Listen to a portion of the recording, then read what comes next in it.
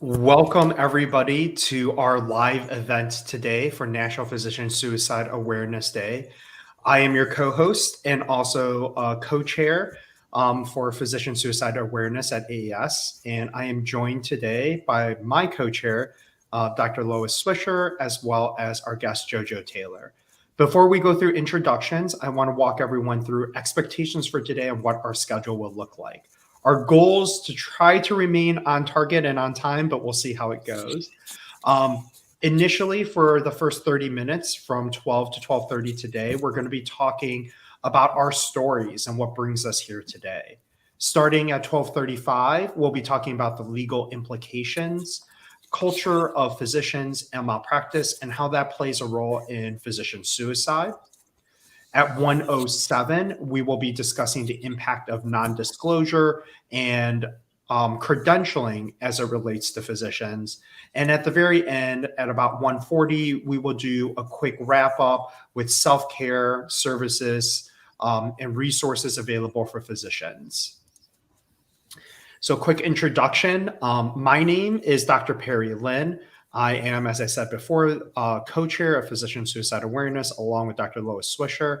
I work in medical education. I work at a medical school called Ohio University Heritage College of Osteopathic Medicine, where I teach third-year medical students as they go through their internal medicine rotation.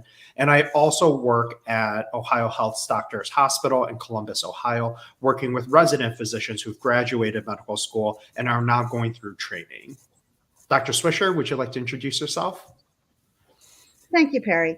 My name is Loice Swisher, and I am an emergency physician. For more than 30 years, I practiced in Philadelphia up until about 3 months ago, and I am now in Orlando as the Director for Wellbeing for the East Orlando Emergency Medicine Residency Program. And I would guess my official start into the suicide prevention arena happened in 2016 when a second-year resident at University of Kentucky killed himself. And this was revealed by the program director. And at that time, he was surprised. And it was around a family member who was sick. And this resident felt burdened by that situation in his life. And for me, it struck very close to home because I walked down a similar pathway to suicidal ideation in crisis. And what we found in emergency medicine is we didn't talk about it. There weren't the stories out there that were shared. And even though we started talking a little bit about it in emergency medicine, people didn't have a time that they thought was appropriate to talk about suicide. So 5 years ago, in 2018, we made the National Physician Suicide Awareness Day. And we felt that if there was a day, people may feel more permission and more appropriate to share their stories. So I am very excited and very proud on this 5th National Physician Suicide Awareness Day that we are going to share a story, and I would like to yield the floor to JoJo Taylor to introduce herself. Thank you, both of you. My name is JoJo Taylor. I currently work as the Survivor Resources Coordinator at Loss Community Services in Columbus, Ohio, working in suicide postvention, supporting survivors of suicide loss. Previously, I was an electrical engineer by training and worked in manufacturing for several years, programming robots and doing all sorts of stuff. And then when my mom died in 2020 by suicide, I really took a step back to reevaluate things and ended up in this space, introduced to Perry and Lois and many other people, just really wanting to bring more discussion around suicide in general, but also especially with physicians. Thank you. I want to take a moment to give everybody the space to talk about their stories, why they brought them here. I'll start off with mine. Lois, I'll have you go next, and then we'll end with you, JoJo, because your story is really what we are here to talk about today. So my story starts when I was in residency. During my intern year or first year in residency training, an email came out roughly around this time of the year, it was around September, October, letting us know that an individual within a residency training program at my institution had died. There were a lot of rumors at that time that that death may have been due to suicide. This is an individual that went through medical school at my institution. So there were people that I knew that went to school with this person. And for those of you that don't know about medical education, but I'm sure you put together by watching Grey's Anatomy and these shows, residency training is very, very difficult. There are a lot of long hours, there's a lot of stress, and life gets really hectic. And I just completely forgot about the event. At the end of our intern year, we did this thing called a senior retreat. In medical training, when you go your first year to your subsequent years of training, you start to lead teams. And you find out very quickly that delivering good medicine isn't just about what you know and the medical knowledge, but it's about how you work with individuals and how you deal with conflict. So that's what this retreat was for. And one of the activities we did was we broke up into groups of 2, and we had to talk about something that happened to us during our intern year that we would not want to happen to anybody else going forward. And I did this activity with one of my good friends who lets me share her name every time I tell her this story, Katie Donnelly, who told me a lot of information I had not known about this individual that died. She told me that their death was due to suicide. She said that she had lived across the hall from this individual, and that roughly about a week before they had died, they had texted her and her now husband asking them to come over for dinner. And she wasn't able to because of her schedule, and he had issues with his schedule as well. So she responded the way she typically does in this situation and says, hey, maybe next month. My schedule gets a little bit easier. We can meet up then. And that day never came because the individual was no longer alive. And she asked me 2 questions in that moment that completely changed how I looked at suicide. The first thing she asked me was, if I'd gone to dinner that night, would they still be alive? Then she said, even if I did, what would I have said? And it was in that moment that I realized, as physicians, we get taught and we get trained on how to work in the worst days of people's lives. We break news to people about devastating consequences to family members, individuals, and our patients. I know what to do if someone's heart were to stop in front of me. But at that point in my training, if a friend, a loved one, a colleague had come to me and said, Perry, I'm going to kill myself tomorrow, I would have had no idea what to say. Even though to the general public, the impression is as a physician, I would know exactly what to do. I had had no training up until that point on how to intervene in those situations. And that's my story on why I'm sitting in front of you today. Lois? Thank you very much, Perry. My story, which I alluded to, started almost 23 years ago, December 3rd, 1999, when I took my then 5-year-old daughter to Children's Hospital of Philadelphia for a reassurance MRI. She had unexplained vomiting over a few weeks, and I took her to the MRI saying, does she have a posterior fossa tumor? And in that reassurance MRI, there was no reassurance. She had a very large orange-sized tumor in her posterior fossa. And despite taking her with that indication, the size was overwhelming. And I felt like I was a bad mother and a bad doctor. And how could something that large be growing in my daughter's head? And she went to surgery over that weekend and came back to me blind, paralyzed, mute, incontinent, completely neurologically devastated. And I never asked for a second opinion. And I knew very, very, very little about pediatric brain tumors. And I felt like I was an incompetent mother or an incompetent doctor or both. It had to be one or the other. And I just walked down that suicide pathway to crisis because I really thought that I had done something wrong. Somebody had to be at fault for this. And people would ask me how I was doing, and I would say, there's nothing going on today that 100 units of insulin wouldn't cure. And as to Perry's story, what do you say to that? I don't think that people knew. I don't think people knew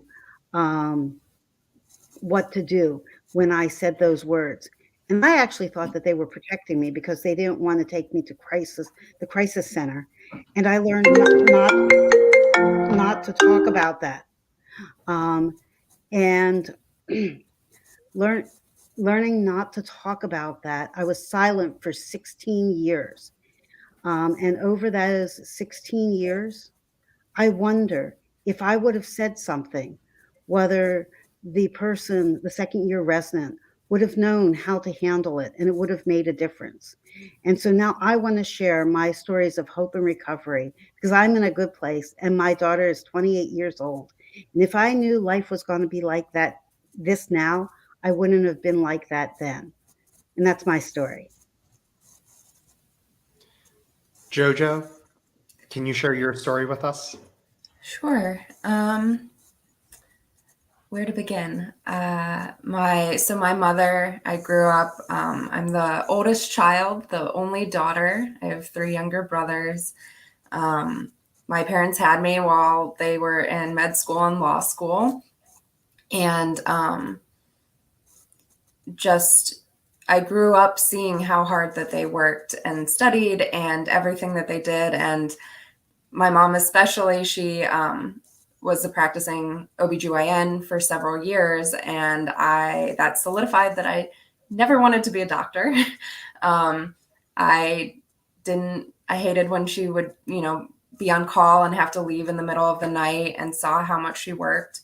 But was also, just impressed and amazed by her, and she was so smart. And eventually, she ended up transitioning to hematology oncology, and then finally internal medicine. And things seemed good. She loved us kids, and I was in engineering. My brothers were getting older and starting to go into college, and then COVID came along, which complicated a lot of things for everyone. And that, I think, really put, obviously, a huge pressure on the medical system and her. And there's so many factors that go into why someone dies by suicide. It's such a complex situation. And what I've realized is that I thought that because she was a physician, she would know better. Like, she would know where and how to find the resources if she needed help. She had some unexpected patient outcomes that really hit her hard. She was someone that, always pushed herself and pushed us kids to be the best that we could be. And she celebrated our accomplishments, but always looked for, how could we be better, and how could she have done something better? And I think that made her an amazing doctor to her patients. And just from what I've heard from her patients after she died, just how much of an impact she had on them. She really, truly cared so much about everyone else. And I don't know how much she focused on taking care of herself. And so in December of 2020, she ended up dying by suicide. And it really caused me to step back and reevaluate my life, because I had struggled with depression since high school. I had lost a really good friend to suicide already several years prior. I was very much in the space of, encouraging people to talk and to get help, and it's okay to not be okay, and all of this. And still with her, I really thought that, I don't know, that she would have known. And I've learned that, you're not thinking logically when you're in that space anyways, but also that really being a physician puts you at so much higher of a risk. There's I think like what Perry alluded to, this idea that because you're a doctor, you've gone through med school, like you've learned about all of this stuff and depression and suicide risk. And so you should know, all of those resources that are available, how, if you can recognize it in other people, how to recognize it in yourself and where to get support, and that's really not necessarily the case. And so after that, I really didn't want us to be quiet about it. And luckily my family, my dad especially, was very open to that as well. He didn't want another family to go through what we went through, this unexpected traumatic loss. And so we were able to get connected with Perry and speak at my mom's hospital about suicide risk in physicians. And then since then, I've just been trying to balance my grief with taking care of myself, but also really having this conversation in so many circles, but especially with physicians, because that's what's closest to my heart. I think when it comes to physician suicide to the outside world, there's a lot of assumptions that they make that people don't necessarily understand. One of which I think you hit on the head, which is this idea that doctors should know better. Our job is to take care of other people.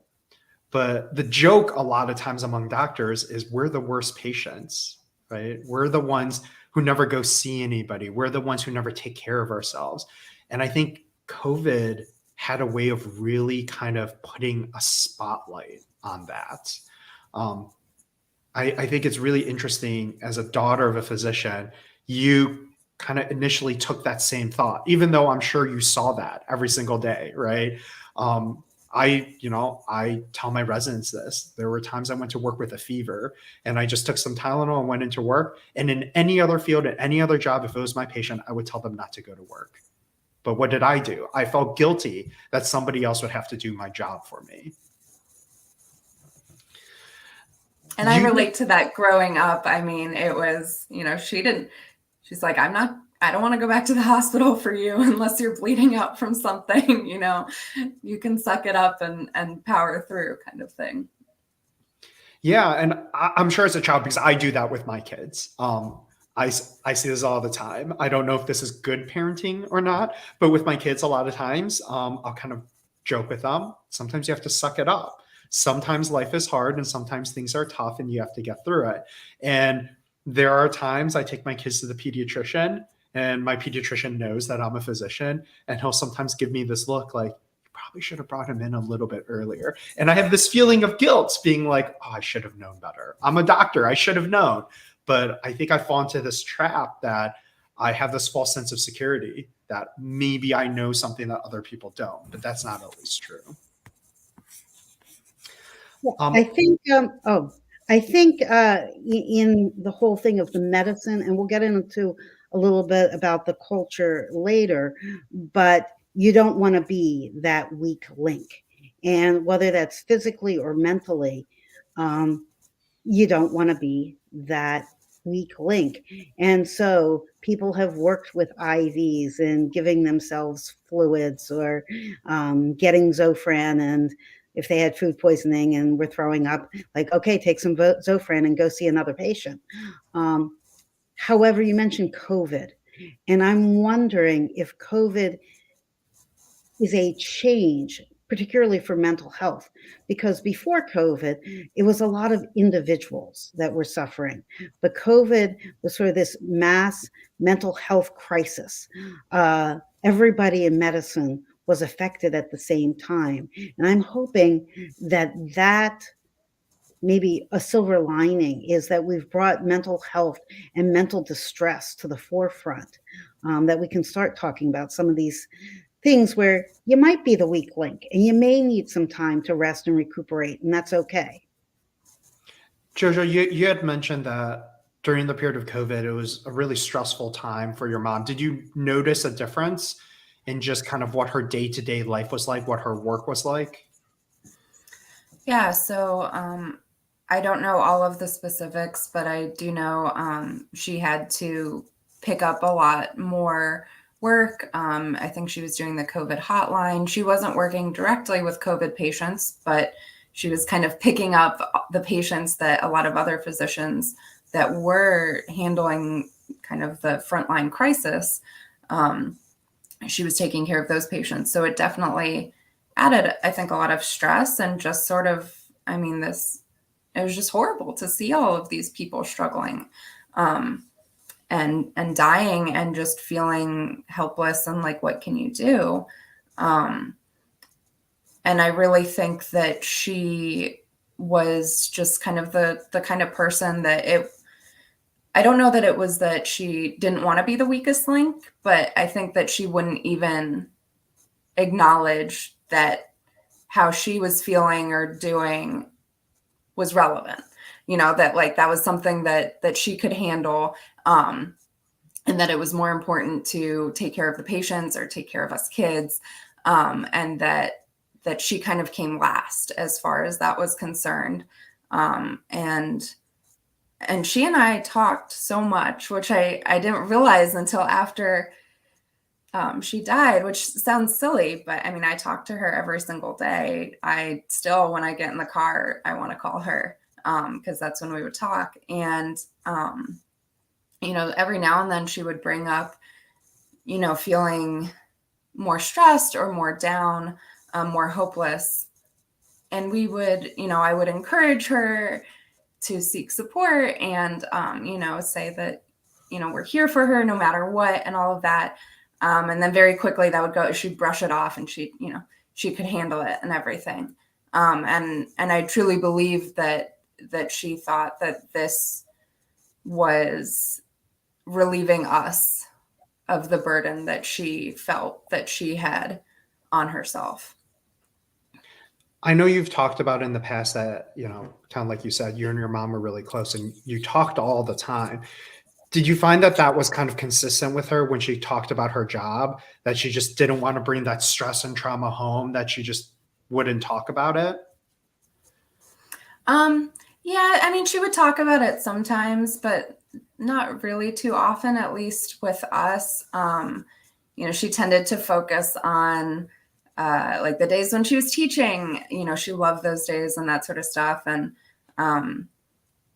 other than that, it was just maybe a stressful day or she was just tired. And that was kind of it until towards the end when she was really feeling, I think, a lot of guilt about these patient outcomes and feeling like she was putting a lot of pressure on herself about what happened and how she could have handled things better.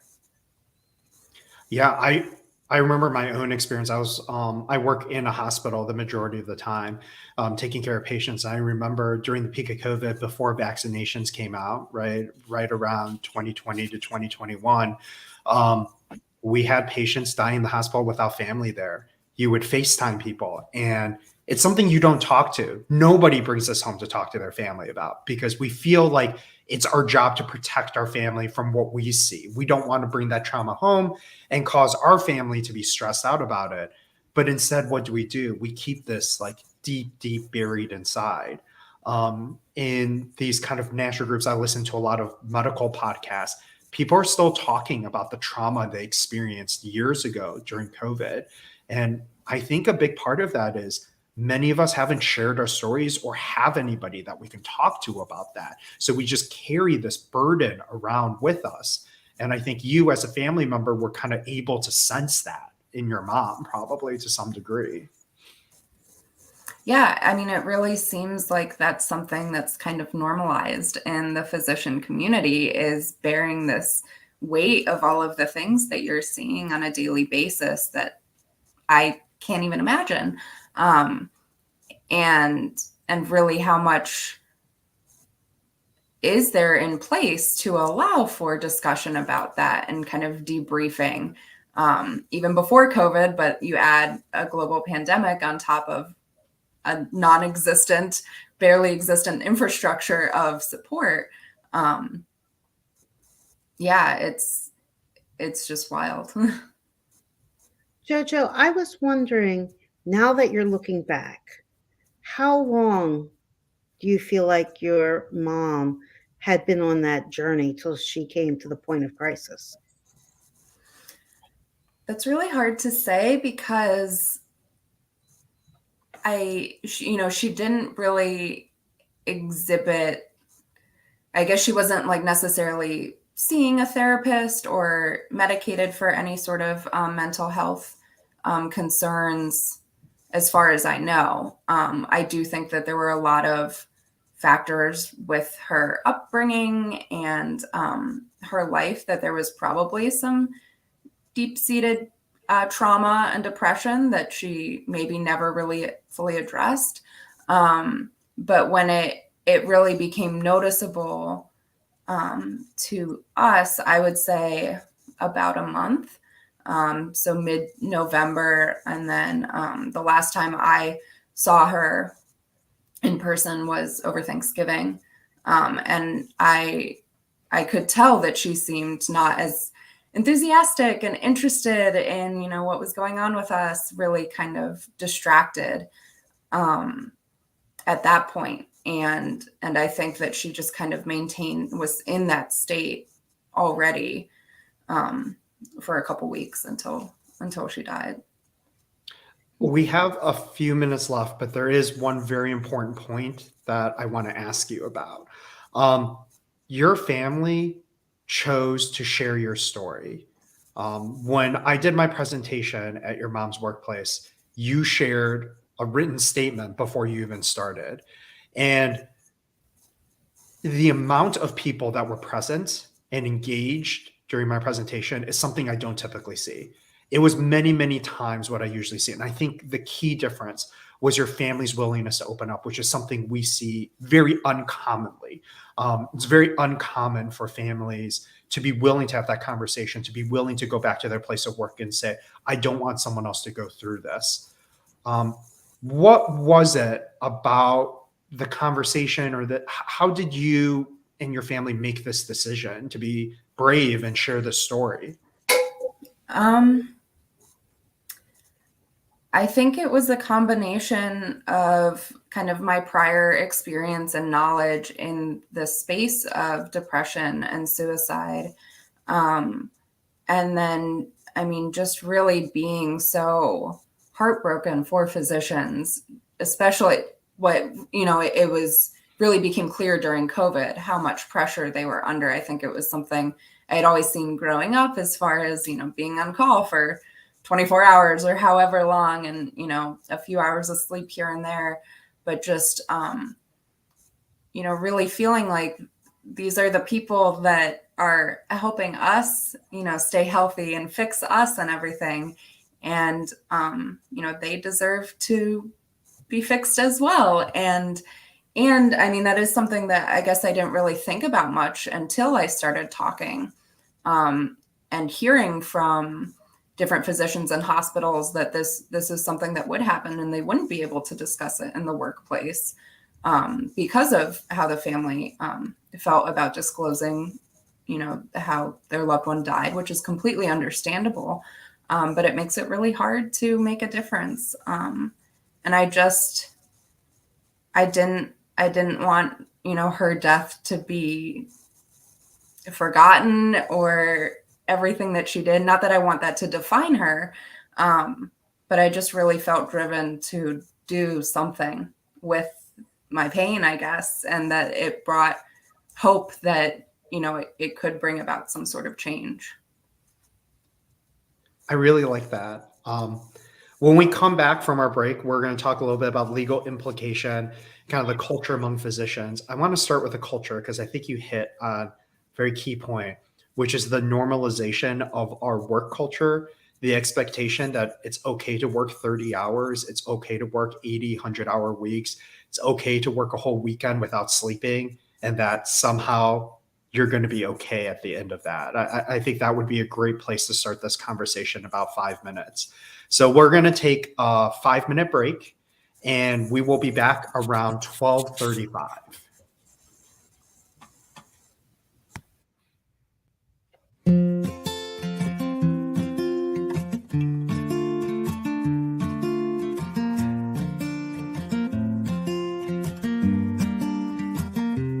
I was abandoned and I was lonely, surrounded by a crowd but felt like an only. I wanted to die, wanted this to be over, carrying pails of heartache on my shoulders, on my shoulders.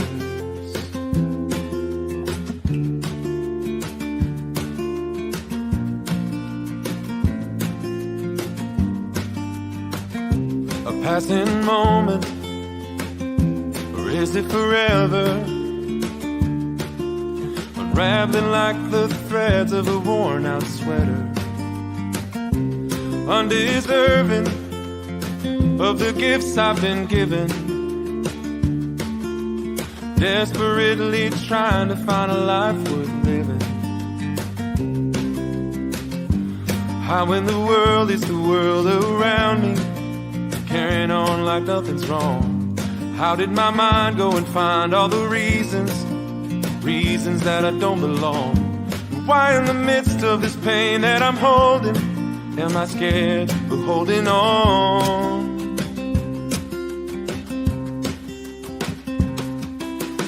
I'm finding hope in a new day.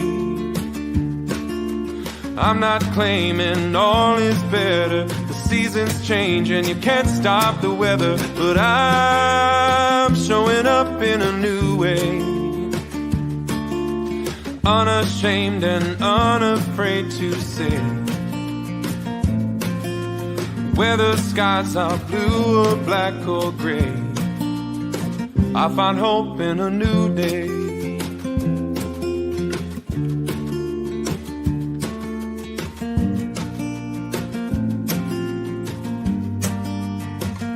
It's taken some time, and it wasn't easy. What I thought would make me happy just don't please me. And I have been blessed by the kindness of strangers, keeping my mind from its self-afflicted dangers. Brothers and sisters and children, chosen family too, holding the best of me up when only my best won't do, letting the grace and forgiveness work its way through.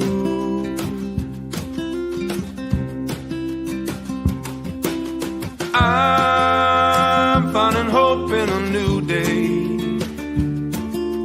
I'm not claiming all is better. The seasons change and you can't stop the weather, but I'm showing up in a new way, unashamed and unafraid to say, whether skies are blue or black or gray, I find hope in a new day.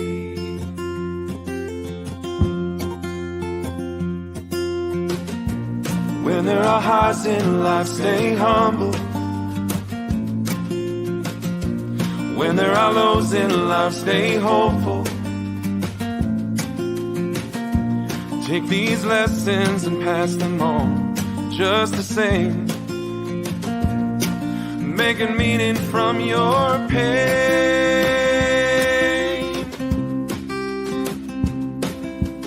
I'm finding hope in a new day.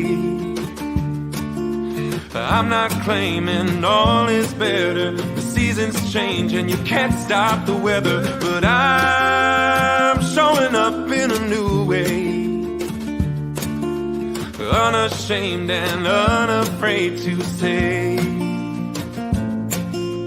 whether skies are blue or black or gray, I find hope in a new day.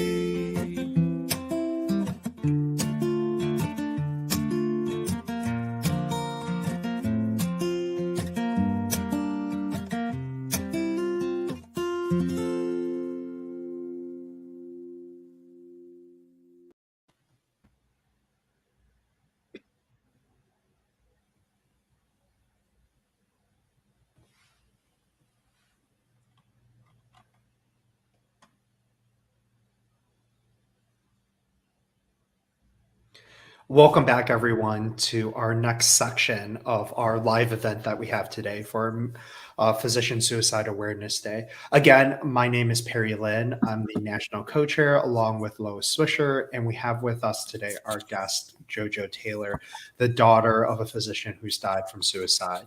Like I hinted at earlier, I want to start our conversation off initially with the culture surrounding physicians. Marco, he's our producer. Would you mind sharing a comment at 12:25 that Michelle Martin made about that these stories need to be told? So I want to open this up conversation first, JoJo, from your perspective as a daughter of a physician. There's a lot about physician culture that we see in popular media about the hours that we work and what our lives are like. I want to know about what your perspective is as a child growing up with a mom going through training. What did you see as your mom's life and how she approached her work and the number of hours and expectations for her job? She was at work a lot. She was on call a lot. There were lots of times that I would hang out at the hospital with her while she would be on call or, working just to spend time with her. I think it was obviously really important to her. And I think that it's awesome that, she was so dedicated to the work that she was doing and to learning more and everything. But it definitely seems like it would be incredibly difficult to have a true work-life balance as a physician. I think every child of the physician shares this one common story. I know my kids do it. When I work on weekends pre-COVID, my wife used to bring my kids to the physician lounge. And in the middle of my workday, I would come down and we would have snacks together. And my kids loved it because it's like unlimited orange juice and all this junk food that's around. And we would eat, and then I would go around my day, and my wife would then gather up all the children and they would go back home. And I think this is just such a common experience all kids of physicians have, that they kind of see this behind the scenes secret area where doctors hang out. And it's not as cool as it sounds, because there's like old dirty white coats hanging in the corner, garbages that haven't been taken out, like half picked through foods, 2-day-old donuts. But I think that says a lot about our profession, that to try to spend time with family, we literally have our kids come to our jobs so we can see them for a little bit. As a child of a physician, did you kind of view it as normal that your mom just had crazy hours and was at work all the time? Yeah, I mean, I think so. And, always had her pager on her. And I grew up probably at a time where pagers were not really a thing for my generation, but I knew how to use one because of her. And just, getting paged in the middle of the night and all of that stuff was I think, very normal. What impact do you think that had on how she viewed the importance of her own self-care?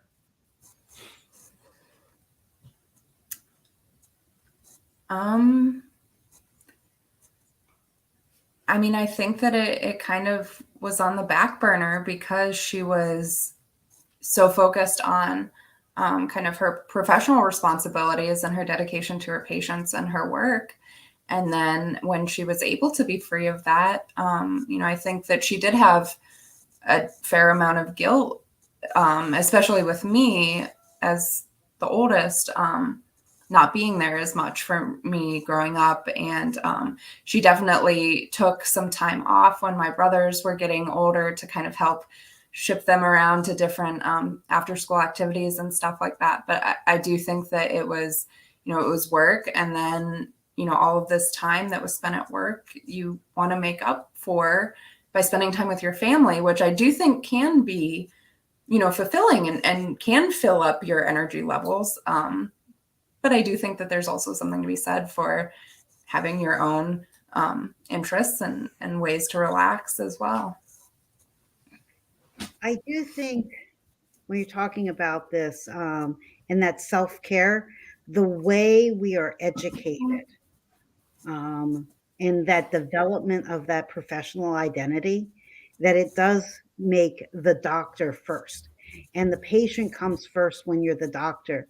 So emergency medicine is a little different, but there are lots of people who would talk about not drinking anything during a shift so you don't have to go to the bathroom. And it is an intentional choice because you don't want to leave for one reason or another. It will take you away from your clinical care. And I think we have developed that culture where our identity as a doctor is maybe more important than anything else.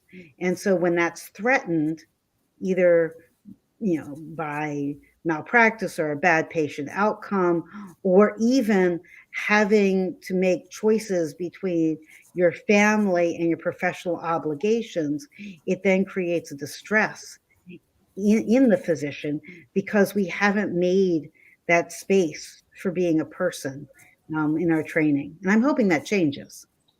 Yeah, we talk about this hidden curriculum that exists in medicine a lot. It's a very kind of hot button issue in medical education where learners learn about being a doctor by watching people like me and you, Lois, working in the hospital. And our actions are kind of ingrained in what they expect physician behavior to be.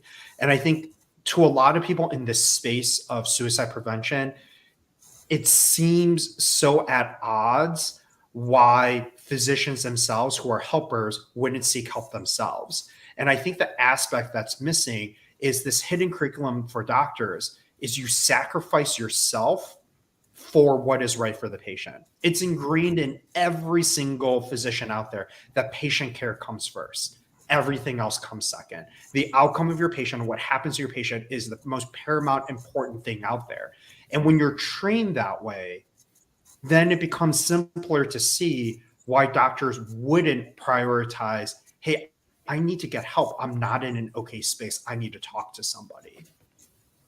I think you're absolutely correct. And other things that we don't model well, and so you don't, those junior may not see, is how to ask somebody else if they're okay or how they, if they're worried.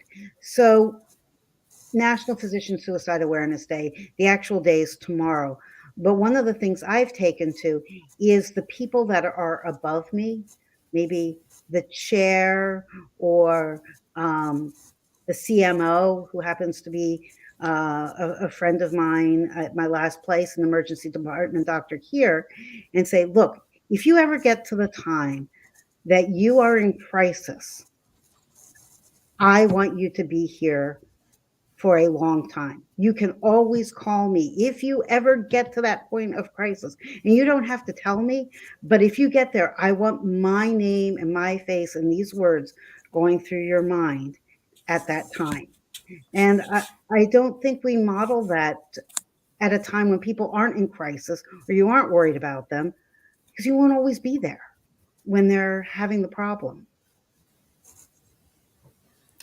I think that's something that I see kind of all over the place. I mean, I see that in myself where I don't want to bug someone else about whatever like silly thing has upset me for the day, because in the grand scheme of things, is it that big of a deal? And yeah, I do think that there is that feeling of not wanting to burden others just sort of throughout. And so it can be really hard, even when someone does say like, hey, I'm here for you, to still reach out, I think. And yeah. And how do you have those systems in place, and not that you can keep an eye on everyone all at once kind of thing. But I lost my train of thought. But yeah. So what I've used to, I think help me through that is thinking about myself as, a personified other, that if someone else was struggling, I would want them to come to me for support. I would want to be there to support them. And so, I imagine that there are people in my life that would feel that way about wanting me to come to them if I needed help. JoJo, when you shared your story, you had mentioned very briefly about your mom being just kind of really affected by some adverse consequences that happened to her patients. And that is so common during COVID. We were in a situation where we were not practicing the best medicine we could have, frankly, because of our limitation on resources, because of the fact that hospitals were so strained. You and I both live in Columbus. We were not one of the very hard hit cities, thankfully, compared to other parts of the country, such as New York. And even in Columbus, I remember having conversations with emergency room physicians at outlying emergency rooms, basically telling them, I'm happy to take your patient, but I'm going to tell you, based on my experience, it is going to be days to weeks before I even have a bed available for them. So I'm going to help you manage them right now with the resources that you have available to you. And with that comes a very natural fear of something doctors never talk about. And that is the fear of malpractice, about what happens when we get sued. No one really talks about it because I think they're kind of afraid if you say it, it's going to happen type of thing. But in the world of malpractice, one of the first things that they tell you is you can't talk to your coworkers about the case, the people you took care of that patient with, because they can be subpoenaed and what you say can come out in court. You can only talk to your lawyer and you can only talk to your spouse because it's a protected conversation. How much of an impact do you think those adverse patient outcomes had on your mom in terms of just her stress level and what was going on with her day to day? I mean, I really think that was those were what brought her up to that kind of tipping point. And I do remember I was young, but that a big reason why she left OBGYN was because they have such a high risk of malpractice suits, and just that, she loved doing it, but the stress that came along with that potential, and I don't really know much about that, but that was a big reason why she wanted to kind of change disciplines. I think she always also wanted to go into internal medicine, but that was definitely had an impact on her. And my dad's a lawyer. And so I've grown up around, two parents in very high stressful at times fields that they work in, and definitely seen that I say, because I don't know everything, I don't understand everything that they're going through or stressed out about. Like, how is there no one else that you can talk to about this? Where do you go? And I do understand those risks of, yeah, anyone can be subpoenaed. But also, how can we protect people, because people make mistakes as well. It happens. And even if you try your hardest, sometimes you can't save everyone, unfortunately.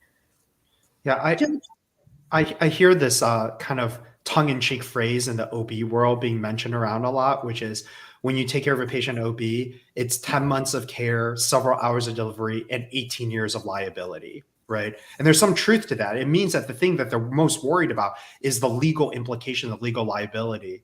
Lois, I know you've kind of done a lot of work in that field, talked to a lot of people in that field. What do you think is the effect on physician psyche when they go through these lawsuits? Well, I wanted to back up because there is lawsuits, and that has absolute risk associated with it. But if I remember correctly, JoJo, in your case, it hadn't even your mom had even progressed to that. There might have been something like a process improvement or risk contacting you. You haven't even gotten to that point. And that professional identity is so woven into medicine that I think there's more than just the malpractice and the risk. There can be, I break it down into three things. One is that imposter syndrome. Like, well, did I do the right thing? Did I look at everything? Where did I make the mistake? And you start second guessing yourself. And then if you start talking to other people or having to go to a mortality and morbidity conference, that feeling of having to defend yourself against your peers and what they will think about you.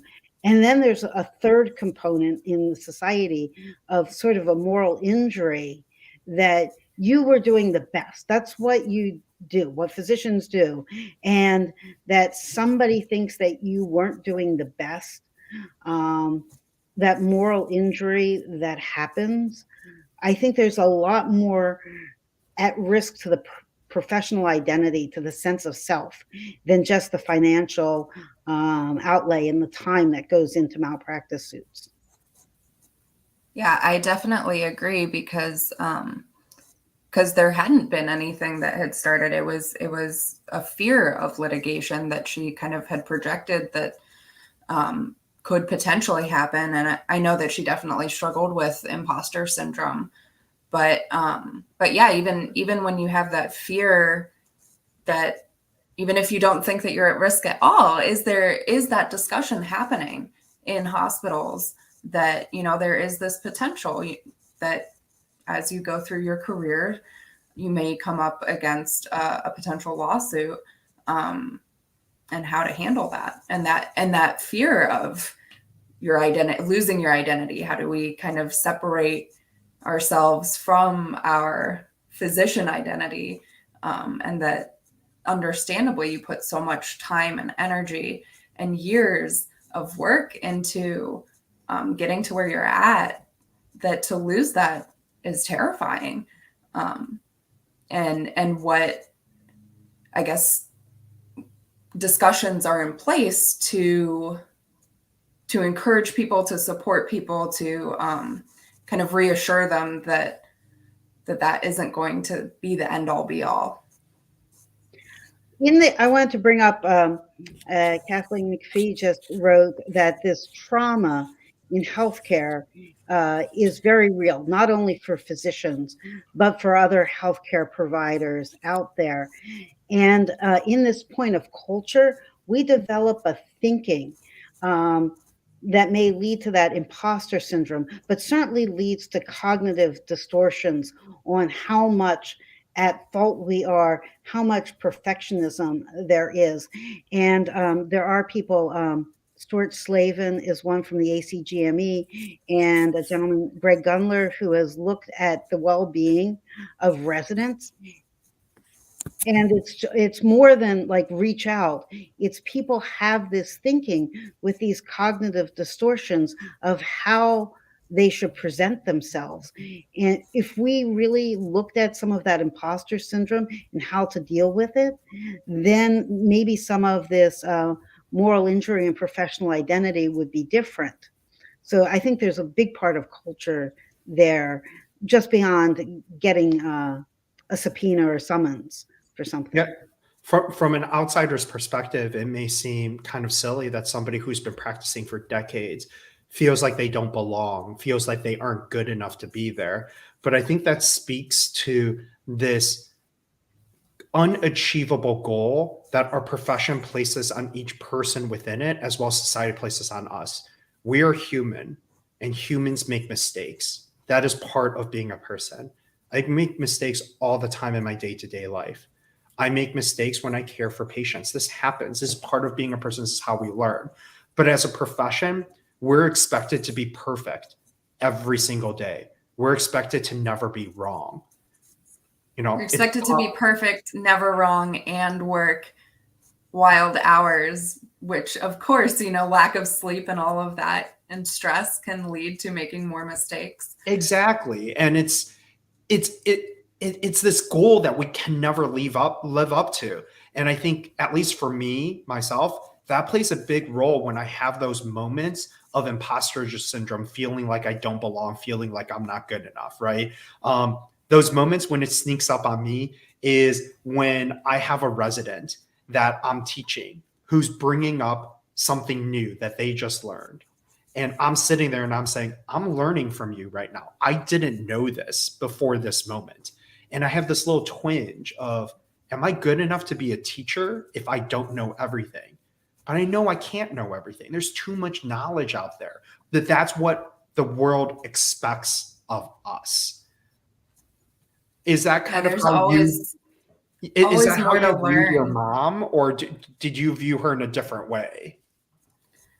I mean, I think to an extent, and what I was thinking actually was more of, how much is that a mindset that's encouraged and maybe needs to be unlearned in medical school, which is that you're always trying to kind of one up each other, like that there is that feeling of, can you do this? Can you make it through this? If you can't, then, get out kind of.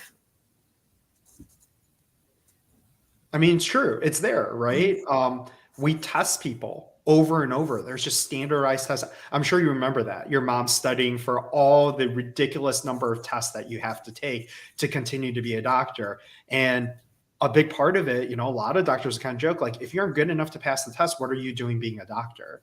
And suddenly being a doctor is all about your knowledge and not about the humanistic qualities of caring for somebody who's suffering sitting in front of you. One of the interesting things JoJo's just talked about was, and then get out. And we don't teach people how to get out for whatever reason. There's not a whole lot of obvious plan Bs that are out there in medicine. Now, they're certainly there, but when your identity is so much wrapped up as being a physician, even in retirement, if you retire from being a doctor, then who are you? And so I don't think we really talk about that and get out, that if you don't have other options and you feel bad about yourself, I think all of a sudden suicide becomes an option and we don't present other things. So if you're in that mindset, you may get led down that path. And I think that's something that I've learned a lot about in the last year and a half, that a lot of people tie their identities to their occupation and what they do, and that retirement can be a big risk factor. And that then stacks on the risk factor that physicians already have, which is this knowledge of different types of means. You're exposed to life and death on a regular basis. So this desensitization, on top of it, that there's, like Lois, like you say, that there's always one strike against you from the get-go when it comes to suicide risk.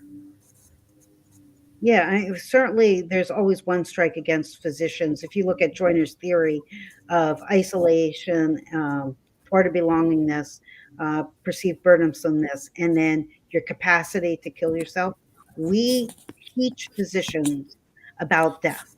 And we have physicians see what happens with death in their training, so they lose their fear of that. But we're not alone. Michelle Martin in the comments here earlier talked about work culture being normalized and other injuries having culture that they may not talk about things.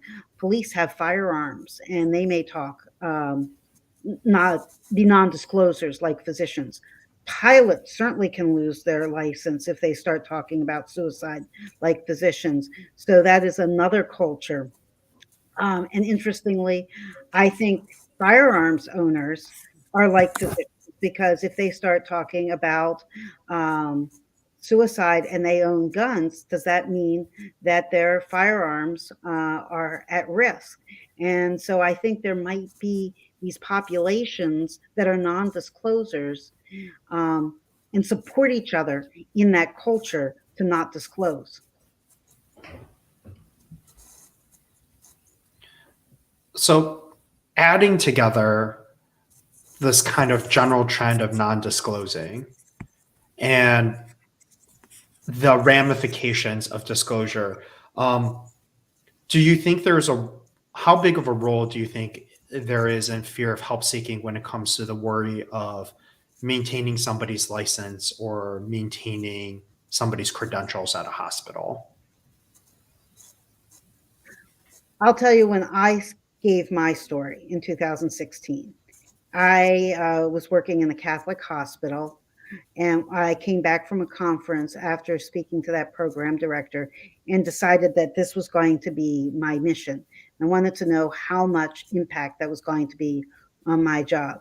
So I went to talk with my boss, and I went to talk to the nuns, because before I even got to other things, I was like, will this be a problem? Can I work in a religious institution if I'm talking about suicide? Will I now have made my family homeless and desperate because I lost my job by doing this? So I think that there is a fear of the ramifications on that. I don't know, JoJo, I don't know if you felt with your mom, whether she felt her job was at risk or her identity, herself. Yeah, I think that those were definitely factors, potential, financial concerns. But I think that is kind of this big underlying part of the discussion that hopefully we're trying to change, is that, if you have diabetes as a doctor, is that okay to talk about and go see someone and get treatment for? And then why is that different than mental health? This separation between physical and mental health, and that you could argue, are understandably arguments against why you wouldn't want someone in a certain position to be struggling with mental illness.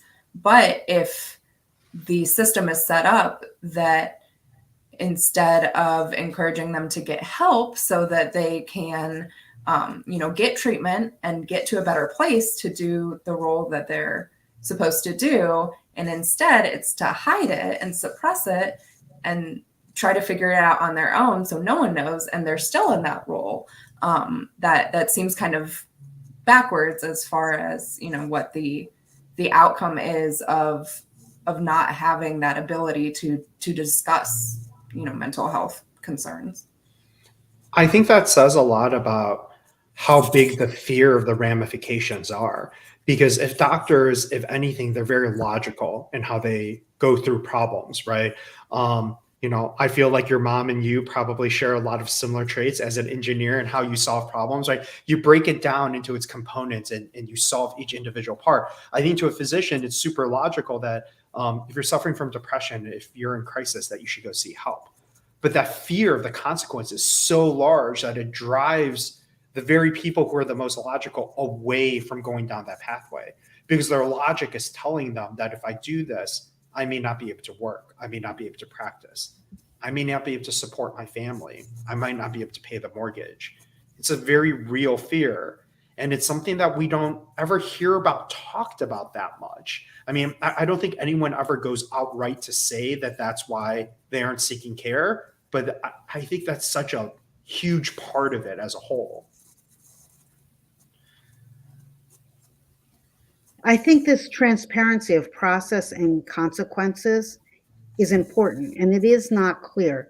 If you felt confident about what the consequences would be or exactly how to navigate the system, then I think it would feel more comfortable.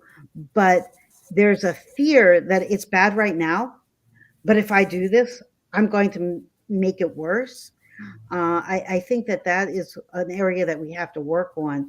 And if people have sought help and have gotten better, to see those stories where it was okay, that there is a difference between, as you were talking about with diabetes, illness and impairment. You can have distress and seek help and not be impaired to care for people, whether that's physical or mental. And that difference seems obvious for physical and blurred for mental. And I think that prevents people from physicians from seeking care.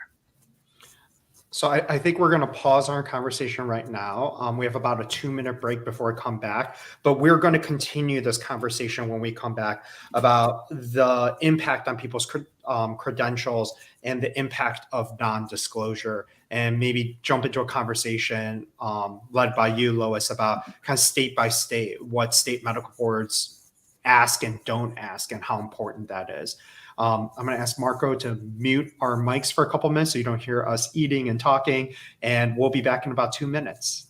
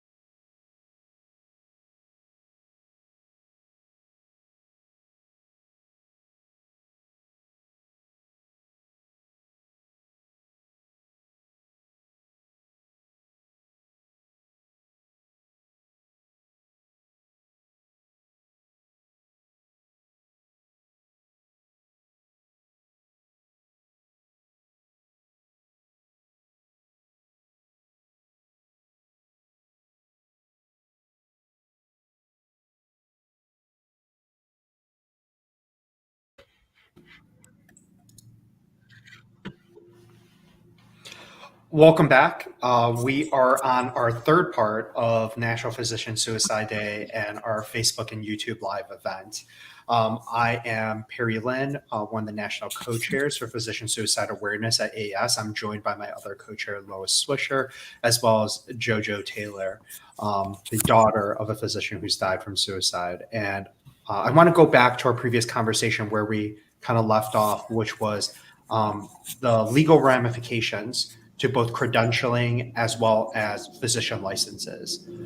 Lois, can you give us a brief background on the importance of physician licensing, how that happens? Is it national? Is it state? Is it local?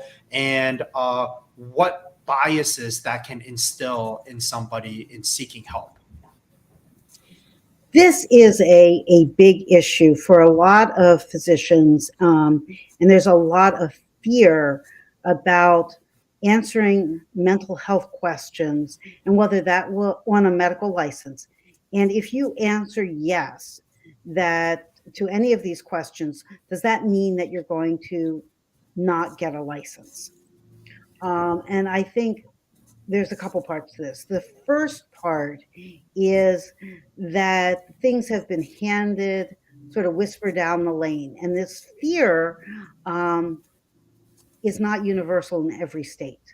One of the things we have to realize is that over the last few years, especially since 2018, there has been big changes through every state. Well, almost every state has looked at this through their medical licensing board. And there's been changes. In 2018, the Federation of State Medical Boards came out with some recommendations on whether you even have to ask about mental health. And there are states that don't ask at all.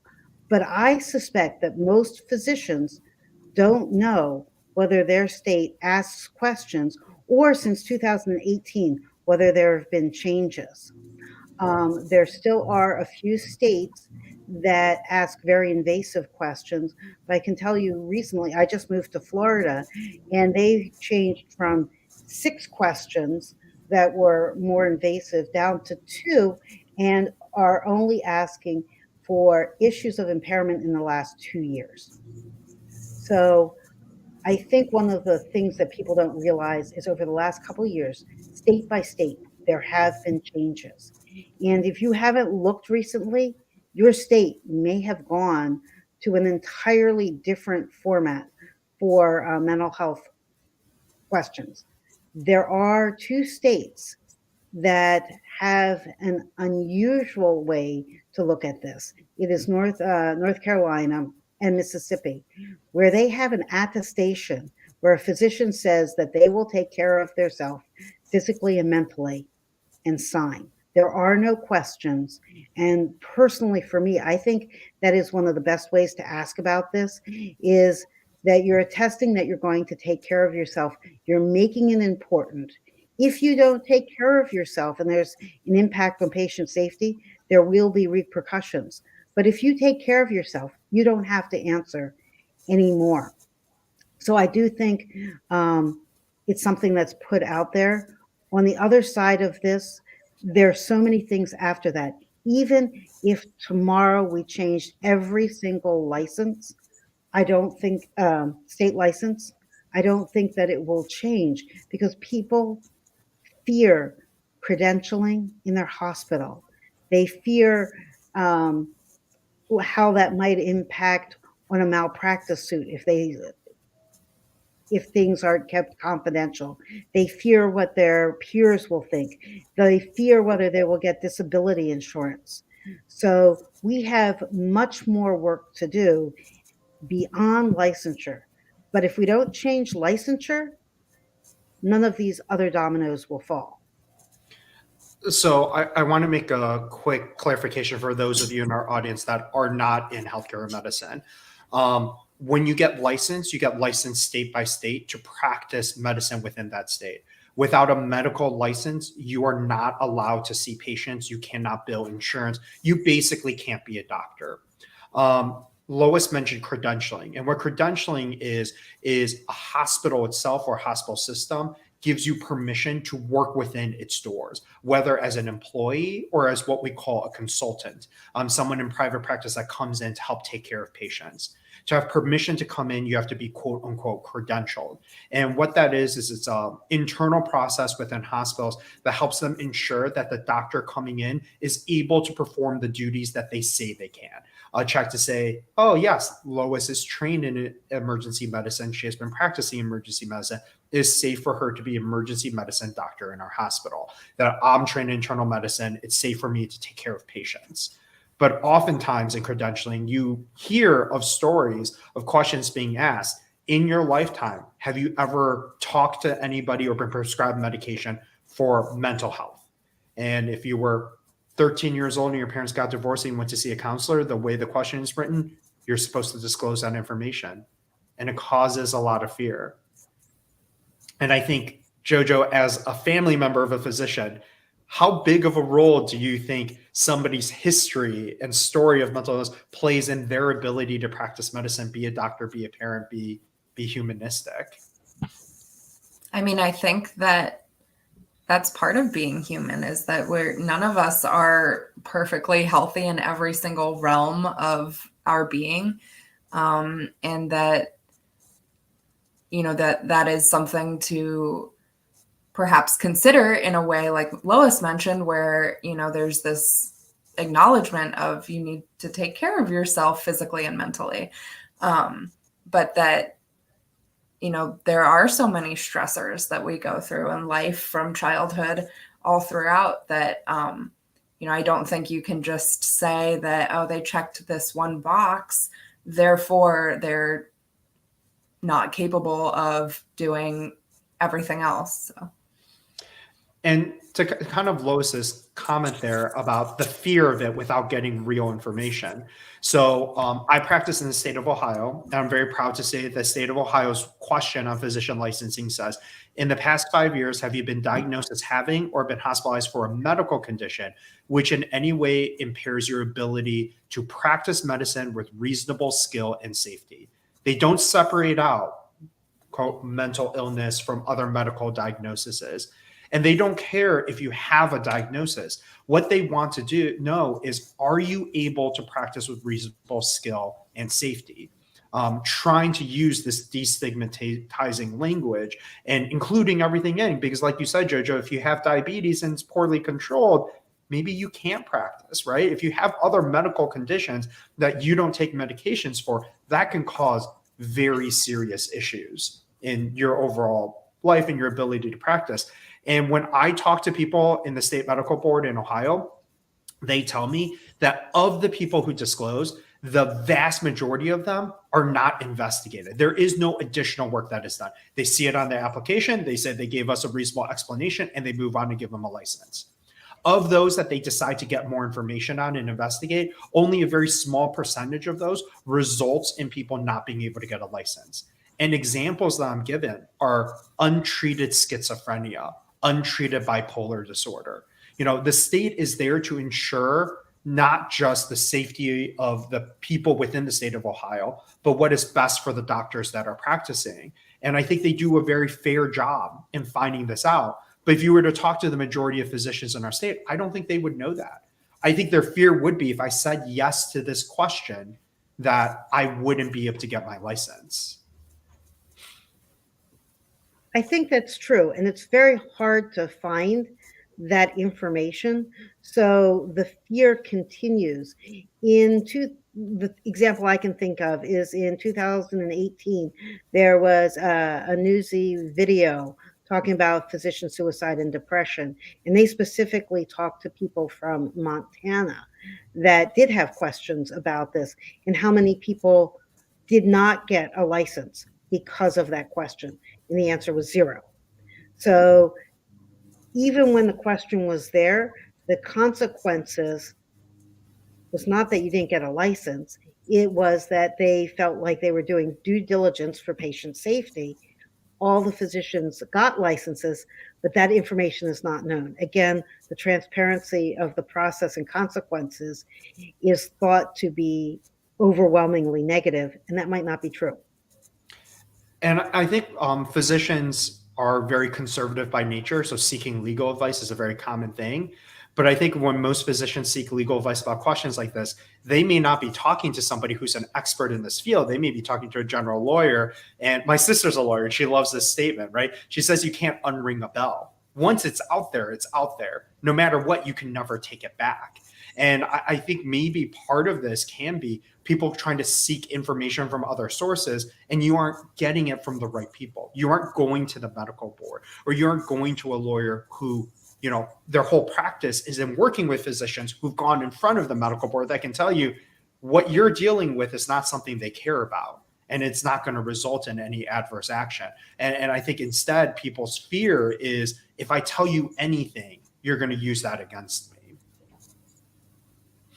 And it starts very early. It starts in residency. When I started doing this work, a person in program leadership said that one of their residents decided to do a presentation on physician suicide prevention. And one of their points was never tell your program director, because they're going to have to report it, where that was being reported and whether that was true. All of a sudden, all the program leadership was looking at each other, in that they care about these residents so much, but in their time of need, they're telling each other, don't say anything. And I think you're right. Who you seek advice from and how you put that out, maybe proactively as leadership, these are what will happen. If you come and you're in crisis, this is what we will do, rather than waiting for the crisis to happen and nobody wanting to say anything because you can't unring that bell. Yeah, I wonder in general how much that kind of communication is the case when hospitals have EAP and different things in place that they're saying, hey, if you do need help, we have this. Everything's fixed, and is there clear communication about what all that entails, and what is kept confidential, and how that could impact their licensing? It's like a false sense of security almost when some of those programs are in place, because there is that kind of base level, well, they do have these resources, but are the resources presented in a way that feel accessible? Do they know that they have the resources, and how to go about using them the best way? And oftentimes these resources aren't even advertised. A lot of times these resources exist because they're required by credentialing bodies, because you have a residency training program, or because in the past, JACO has placed, which is a nonprofit group that looks at how hospitals function, a lot of importance on physician wellness and seeking help and, getting better. And they get these resources, and then they don't tell anybody about it. I'm willing to bet I could walk through the hallway of any hospital in America, and if I grabbed a physician and asked them what their number to EAP was, I don't think anyone would know. I'm hoping that is getting better, but even if EAP is available and they know about it, I don't think that is oftentimes physicians' first choice. And I'm glad Margot just had the scrolling of the physician support line, because when you want to talk to physicians, what they really want to do oftentimes is talk to other physicians who understand. They want somebody who stood in their shoes and understand the culture of the hospital, because we've talked to other people in the past about various things and feel like they just don't understand. So if you're going to be that vulnerable, you want to be with somebody who's been sort of like part of your tribe, part of the experience. And will that person in EAP, do we trust that person in EAP has had that experience? What it's like to practice during COVID? Or is it, I would imagine it's so difficult? Yeah, and part of it is, as doctors, kind of like what JoJo is saying and what I've alluded to, we keep things from our family about what we see and we go through. So to most people, it may be like, oh, you can talk to your family about it. You can talk to your spouse about it. But that may not be always true. I mean, some of us may keep a lot of the stressors that we deal with away from our family, so we don't bring our problems from work to home, even though it's not that simple. It's not like you just walk away and your problems go away. Well, and like Lois said, unless you have a family member that is a physician, I did listen to times when my mom would talk about things that were stressful, and I was supportive, but at the same time, it's like, isn't there something you can just do? Like, it seems like you could just do something to fix this or talk to a certain person. I'm not in that world and that work culture and, understanding kind of all of the complexities and multiple layers of the day-to-day life. And so, I do think that it can be a really helpful release to be able to go home and talk to your family and be honest about, I had a really awful day today. And just getting that out there and not keeping it inside you is really important. But that, yeah, how much understanding do you need or are you looking for in that moment as a physician? Is it just someone to talk to or someone to really, get it and have been there and be able to kind of validate, how you're feeling about it because they know themselves in a way. Yeah, that value of the physician support line, I think, can't be understated. That the person answering on the other side is a doctor, and that though they may not be in your field, like you said, Lois, they've been through what you've been through. They understand the stigma, they understand the culture, and there's so much just that can be left unsaid because they get it. And I think one of the important things to know about the physician support line is it's also available to medical students, to residents. It's not when you're in crisis. That's why they call it a support line. It's just sometimes if you've had a bad day and you just need someone to talk to and you don't want to burden a friend, a loved one, a coworker with that, it is somebody on the other end that can listen and that can support you through those moments. And can help. And is that something that's provided, to everyone, easily accessible, that people know about? Yeah, so it's a toll-free number. It's been kind of scrolling across the bottom. They're open from 7 a.m. to 1 a.m. Eastern time, 7 days a week. There are no days that they're off. And it's always a physician on the other side answering. They're all volunteers, and it is completely anonymous. I think those of us in this space recognize that. But for those of you who are new, the support line does no tracking. They don't know who you are. They don't take any notes. There's no way for them to find out information about you. You are just paired with somebody who is available and to have that conversation. A couple years ago, Lois and I interviewed Dr. Masood, who started the physician support line. And there was one comment she made that struck me so much. She said that a lot of times when people answer the phone, the first word they say is sorry. I'm sorry for wasting your time. I'm sorry for calling. And this is a line that's literally designed to support physicians. And if that doesn't say how we value the importance of our own mental health, I don't know what else does. That we value it so little that when we call a line that is for us, designed for us, the first thing we do is apologize to the person on the other side of the line. This was such an amazing grassroots development in so many ways. This started at the beginning of COVID, and physicians wanted to know how to support physicians. And there were talks on different groups in social media of the stresses that people were going through, physicians were going through. And so Dr. Mona Masood was one of the people that suggested, what if we donated our time to other physicians? And it has grown to be a really solid resource. And it's psychiatrists that have volunteered their time that have made a difference in being able to listen. And sometimes that's all that's needed, is to unburden yourself of that experience. But they also know resources that if this is an ongoing issue, how to answer the questions about what resources are available.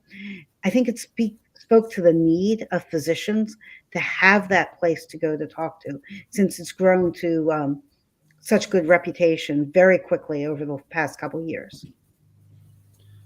There is a question that was on Facebook from Kathleen McPhee asking if it's available internationally or if it can only be called within the United States. I do not know the answer to that. Lois, do you happen to know? I don't know. I think it would be only United States, only because knowing the system. Um, but I can try to reach out to the physician support line and ask the people there specifically. But at this point, I think it's within the United States and it's medical students, physicians, but I don't think it's international. JoJo, I have what may sound like kind of an odd question for you. When your mom and you were around, spent time with other physicians and like their conversations around the dinner table or something, did you notice a difference in what they talked about, their topics, or how candid they were with each other than when they were around other people not within the field? Yeah, I mean, I think that can be a case in a lot of occupations where when you're around people that kind of know the stuff that you're going through. Like I know, being in engineering, especially manufacturing, there's a lot of specific stressors that, people that aren't in that field wouldn't really get or understand, and that it is easier to talk about things with peers that, have that similar experience rather than, I guess, lay people or other people that either, they don't really understand or maybe would be overwhelmed by the information, and then you have to explain it all. Yeah, so I definitely think that there is a lot of value to having people in your own community to talk to about it. And I think that it's so great that you guys are talking about the physician support line, because I do think that there can be this, again, with this communication or lack thereof, that there's the suicide prevention hotline, and that can be, posted a lot or given as a resource to people.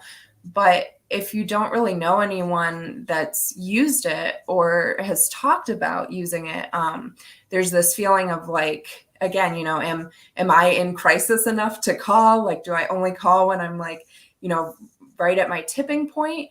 And that's not the case. Like that there is this, it's this spectrum of support. And so to be able to, I think it's really important to hear that it's open to, students and physicians, and it's sometimes just if you want to talk. I think that really helps make it less intimidating and kind of normalize, using that resource that, rather than just sort of like plastering it on a screen, that it's, this is actually a real thing with real people that truly care and they want to help. I think as much as physicians practice to have conversations about tough topics, probably the one area we always fall flat on our face is talking to families of a physician who's died, whatever that cause of death is. I feel like just universally we are terrible at it. And I'm sure you, JoJo, have experience kind of on the back end of that. So for the physicians kind of listening in on this conversation, what advice do you have for them when they want to reach out to a family member of somebody who has died and just kind of express how they feel, how sorry they are, and that they're here to support anyone in their time of need? I think it's really meaningful to just reach out and say anything, and just that you're thinking of them. I think that it really was so special to us to hear from my mom's coworkers and some of her patients, and really realize the vast impact that she had on people, and how much people cared about her. I grew up, as the daughter of a physician, but she was my mom, and I knew her as a mom that, was intense at times and, loved us a lot, sometimes maybe too much. And, that's a lot different than kind of how she was seen professionally or elsewhere in the world. And that's just really, I found it really valuable personally. And I think for my family as well, just to know how much she meant to people, it's also really hard because it's something that you wish that, I wish that I could have kind of gotten into her head how much she mattered. But I think that, I wonder how much physicians realize, all of us, each one of us going through our day, how we have an impact that we don't know on strangers and acquaintances and stuff like that. But physicians especially, I mean, you're seeing, you're exposed to so many people, especially through your patients, and how important that is, and how important you are to those people, and that, taking care of yourself physically, mentally, emotionally, spiritually, also allows you to provide better care to those patients in your family, the people that you really care about. I think that it acknowledges, that aspect of their identity, that they were part of, this other world in practicing medicine, and that they are missed from that. Yeah, one of the activities I do with my residents whenever I get feedback from them is I always ask them this question: since the last time we talked, tell me 3 things that you've done that has positively impacted the outcome of a patient or that you're proud of.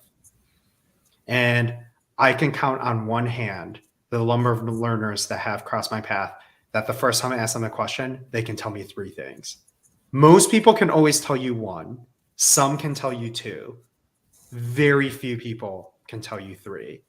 And I think within our profession, as people who are self-selected to be these perfectionists, we focus so much on our imperfections that we don't notice the impact we have on the greater world outside and the positivity that we can bring to those around us. And I think that's so important, because it really goes to that meaning, the meaning you have in the world and the meaning you have to other people. Being able to focus on where you make a difference in a positive way is something that we don't necessarily do on medicine. We take that as a given. We should do good, and we focus on all those ways that we fall short.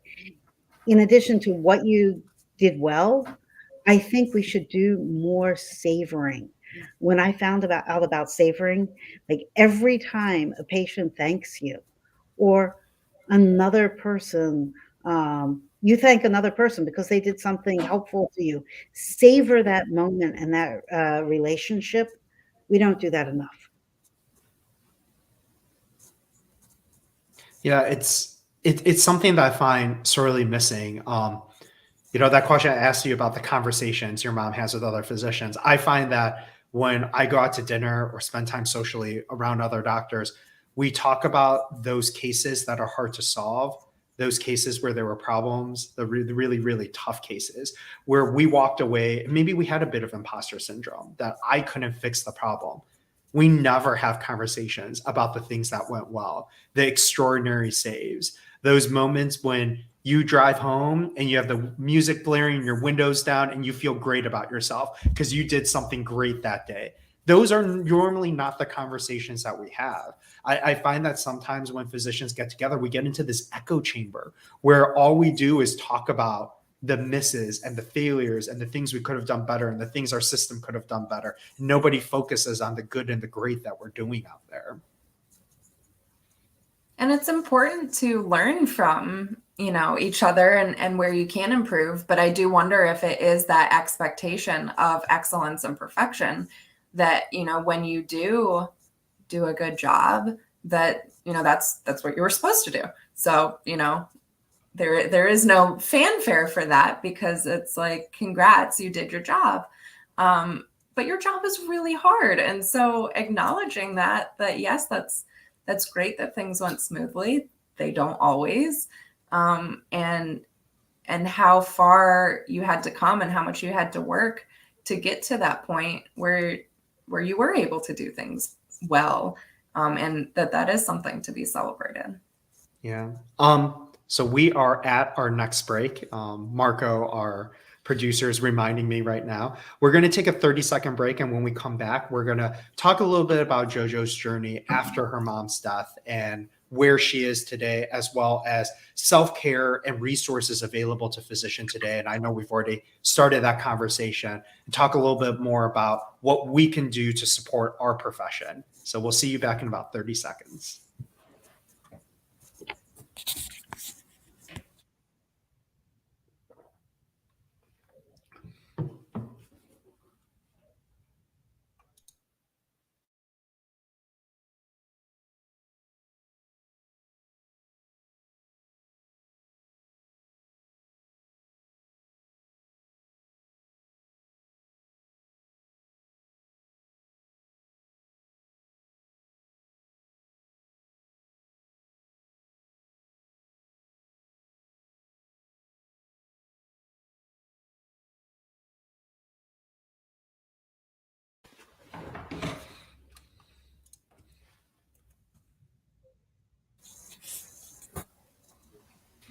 All right, welcome back, everybody. Now that I'm thinking about it, I think we were going to take a little bit longer than 30-second break, but we're already back, so that's okay. We will just keep going.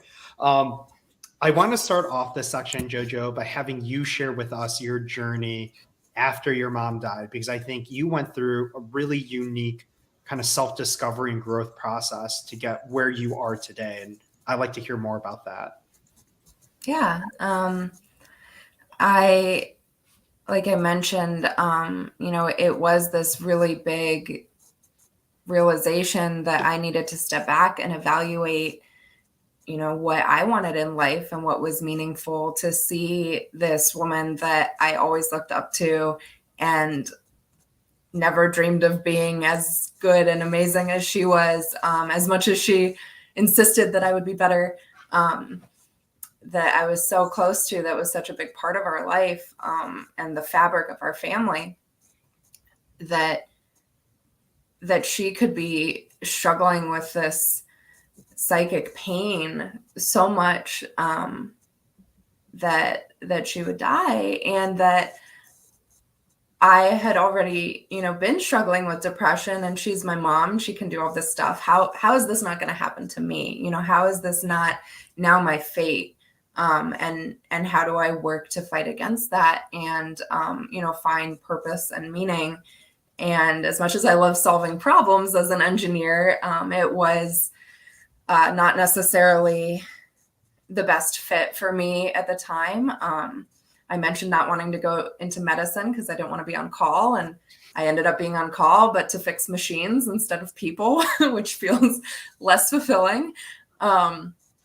And so I ended up being fortunate enough to take some time away from working. I was pretty adamant from almost immediately that I wanted to talk to other people that had been through this, especially since this was my second loss to suicide.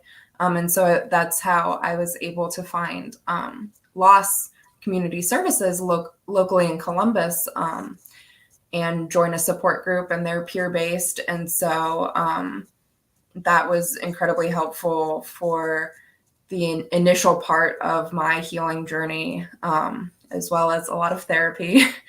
And then as I interacted with loss more after the support group, I hadn't realized that actually their main function, kind of where they started, is as a first responder team, responding to scenes after someone's died by suicide, trained volunteers that show up as peers just to let people know that they're not alone.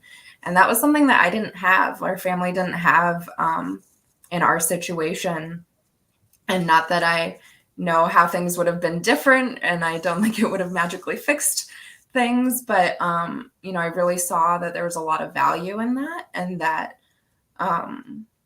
that it is just such this life-changing event that, can totally turn your life upside down. And because it's not something that's talked about a lot, that you do feel really alone, and you don't know even where to begin. And so their mission really spoke to me, and I was able to start working with them this year, and that has been incredibly helpful. I think that I'm helping these people, and I think that it has helped me feel like I'm, giving back to the community in a way that I didn't have at my previous job. So that's kind of been my journey thus far, and then trying to find ways to get people to listen to my story and to talk about these hard topics. Yeah, I want to highlight a comment from 139 from Diane, just kind of recognizing all the work that you do. JoJo you've done incredible stuff. So you've taken this pain that you've been through and you've really made a big impact in my space, not just the suicide prevention space, but just kind of in general. Your name has definitely come up before. And I'm always proud to say, like, I know who that person is. Like, I know that person, and she's as good as you think she is. What advice do you have when it comes to self-care and this is a loaded question, for A, physicians that are going through a difficult time, but also B, those family members that are where you were before, dealing with the death of a loved one, whether by suicide or other means? That is a tough question. I think that it varies for everyone. Everyone kind of has their own kind of safe, quiet, sacred space that they can go to with different activities or hobbies.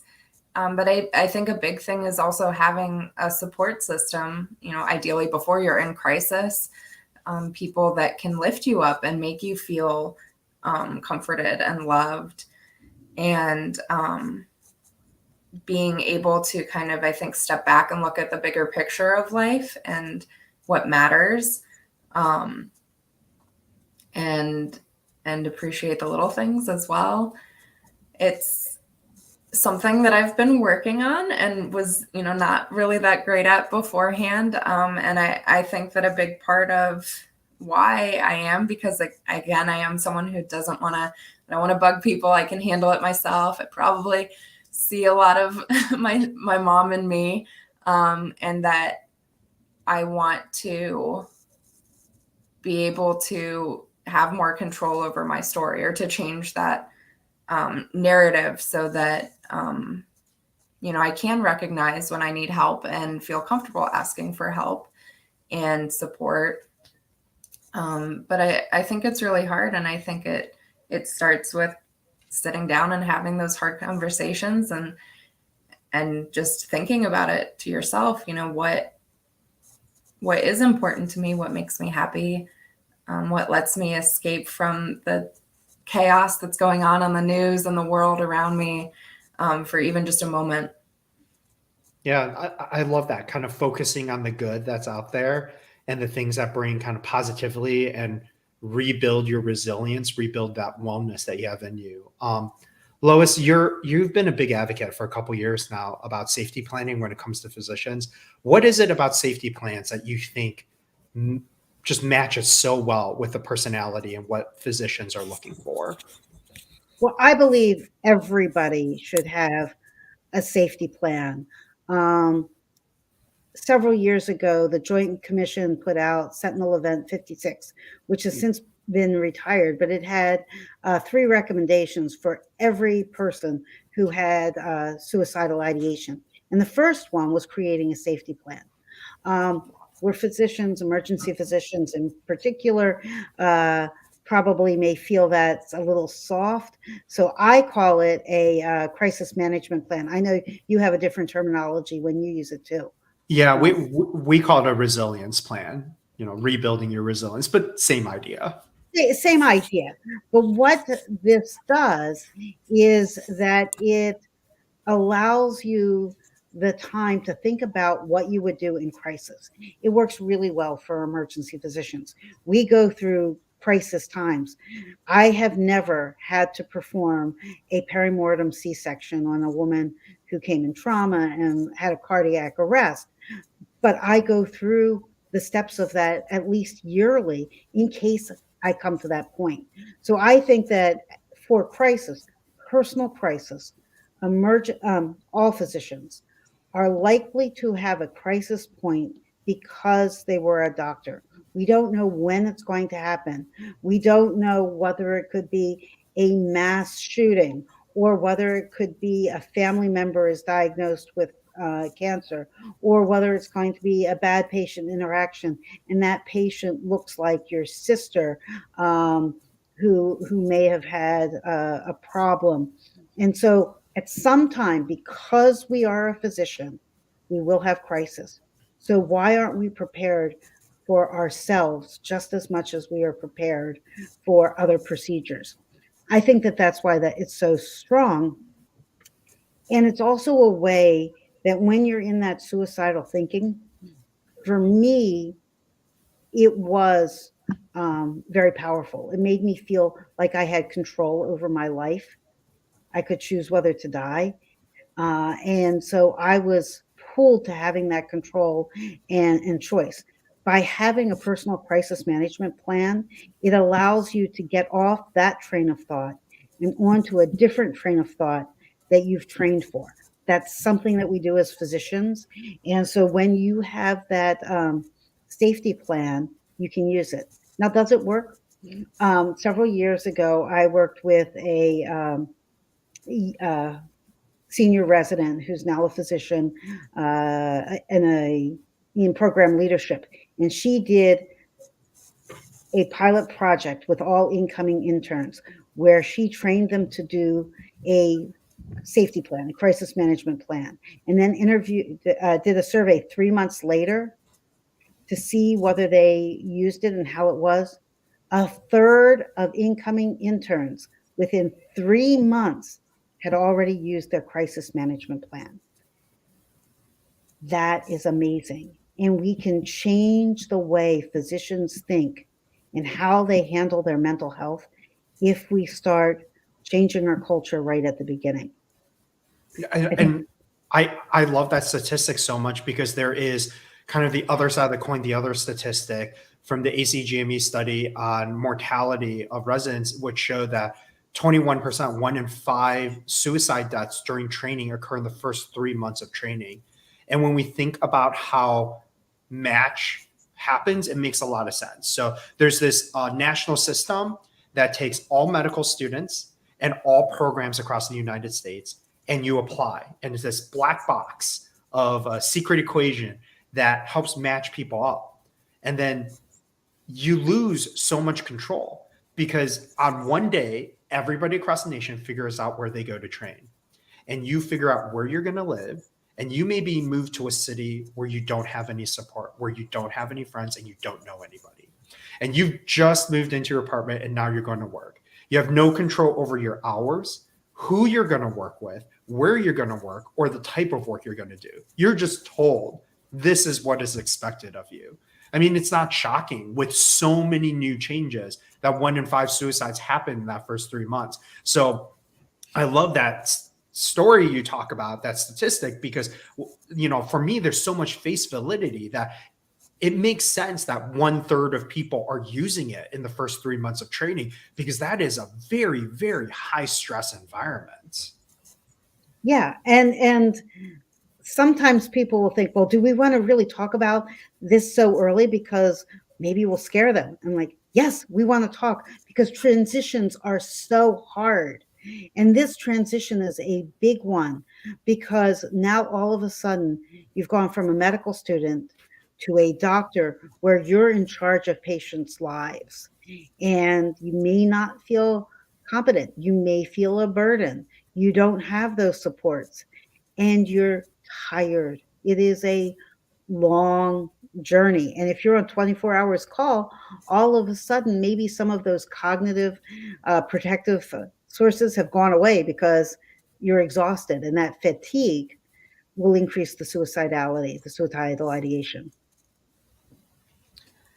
I think as like a very basic comparison, it's kind of the idea of everyone learning stop, drop, and roll. You know, that it seems really simple and intuitive. And, you know, is learning stop, drop, and roll going to scare them of fires or make fires happen more? Probably not. you should be somewhat scared of fires, but that when you're in that crisis moment, you maybe don't have the time, or your thinking logical brain is kind of offline sometimes. And that's where having practiced something, even if it seems like it's a trivial, task, or that it becomes more second nature, and that, then you can rely on it when you actually need it. And how do we break that initial judgment down with the crisis management plan, where it's like, do I really need to write this down? Is this, I don't need this kind of thing. And, have it just be something that everyone does. And you have it in your back pocket. Hopefully you never need to use it, but it's there if you do. Absolutely. And when I teach residents about this, the analogy I give, I think I might steal your stop it off and roll analogy. It's better. But the analogy I give is about doing CPR, doing a code on somebody. So anybody in healthcare can relate to this, right? In any hospital system in the nation, they do practices where they'll call what is a code over someone's heart to stop, to make sure the right people show up at the right time and they run it the right way. They do what you're supposed to. For physicians, you have to get retrained in this every 2 to 3 years. And you get like little cards that you hold on to show that I know how to do it. And the idea isn't that they think you forget about it in a couple of years, kind of like you were saying, Lois, in like these terrible situations, to go through it in your head. The whole idea of this is so when you are in this stressful environment, you revert back to your training. This is why the military trains the way to do. This is why first responders train the way they do, because it's so important for you to have that plan to go back to. What I tell all my residents, I hope any physician or healthcare provider listens to this that wants to make a safety plan does, is after you've done it, you can just Google safety plan, fill it out, take your phone out and take a picture of it and save it in your photos. Because I don't know anybody in 2022 that does not have their phone within 2 feet of them at any given time. That way, when you're under stress, you always have it available with you. It's always with you wherever you go, because it's not helpful if it's not with you. And I want people to have that mindset that I carry my plan around with me, because you don't know what's going to happen. It may not be at work. It may be in life that this huge crisis hits and it creates this incredible stress. And JoJo, I think you alluded to it. It's not just bad things. It could be good things, right? It could be getting married or moving or getting a new job or whatever it is. Things can really cause us a lot of stress. And if we can't recognize in ourselves the importance of self-care in those moments, that's when things can get out of control. That's when things can get really, really bad. Yeah, definitely. And I think Lois has an app that I can't remember the name of that she recommends, but part of the plan is, recognizing what are some of your stressors. How does that come out? Have a note in your phone about that, things that you care about. Have, those contacts, those 3 contacts kind of listed and maybe grouped somehow, where it's like you can easily access them if you do ever need them. Because it can be so easy to get into kind of like a frantic state of mind, sort of like the being on fire, where, running around panicking seems like the way to go. But really it's slowing down and calming down and bringing that stress level down, which is incredibly hard to do. And getting the support to help you through that crisis. Yeah. I think part of why I also love this for physicians is physicians are people with this really strong internal locus of control, right? I am guilty of this, right? So I will readily admit to everybody on the internet, I implicitly feel that I can outwork the majority of people out there, because I know that about myself. I can work harder and study more than most people out there, because I've proven that. And I feel like, as a terrible coping mechanism, that is my initial gut reaction to any problem I have. Well, I'll just work harder so I can control every single variable and I will fix this problem. And when it comes to crisis and when it comes to things that happen to physicians, that's not the right answer. We don't fix it ourselves. But I think the safety planning to some degree plays into a little bit of that self-control, the ability that we created that plan ourselves. So it's customized to us. I think it also adds to that fear of negative consequences for help seeking. At least those first couple of steps in the safety plan, nobody knows you're initiating it. So it makes that barrier to seeking help so much lower. And hopefully talking to a loved one, somebody else about what you're going through, and then telling you, hey, I really think you need to talk to someone. I think you need to talk to a counselor, a psychiatrist. I think you need to get help. Maybe that gets through to that individual to say, no, I really need to do something about this. Yeah, and I like what Michelle Martin commented about the Virtual Hope Box app. I've looked into that as well. And yeah, just, having those tools that you can access, maybe when the people that you would reach out to are not available, or that you're hesitant to reach out to them. These things that you can just have with you to help you, try to start to self-regulate and just get through that moment. And until you can kind of calm down and think more clearly. And, it's not always that easy, but again, it's just having those tools, just kind of as a place to get started. Yeah. And, hopefully we can get Loice back. She told us before we started that she has a bit of a spotty internet connection. So I hope we could get her back. But, if not, she is a big advocate of replacing the mantras in your mind, right? So, oh, you're back. Great. Okay. So this is perfect because we were just talking about how you advocate for replacing those mantras that are in your head, like that comment you talked about like, there's nothing that, 100 units of insulin won't solve. Changing your mindset and replacing one with the other, and how important that is for people just at their baseline. I think that that's critically important. I'm sorry, my Wi-Fi cut out there, so I didn't catch everything. But I want to go back to something that JoJo said previously in the last section of it's not that bad. And that is another mantra that I think we have to change, is that it can be that bad, and even a little bit bad. We can say, we can do better. We can do better. And so there is self-help out there for suicidal ideation. And physicians oftentimes think that it's not that bad and they can do it themselves. Or even for a physician, it may take a while to see a therapist, and there is a gap of time. I want to say that there are self-help websites and books out there. There's a suicidal ideation workbook that gives you those steps. And changing the mantras, changing the words that you have in your head is something that is free. It's easy. You can do yourself. So I think that is an important thing. We have about 10 minutes left, and I want to throw this question out there and maybe spur some conversation. What would be the ideal world for physicians in terms of help seeking and support? What do you wish we were at right now in terms of our profession? And the next part of that is, how do we get there?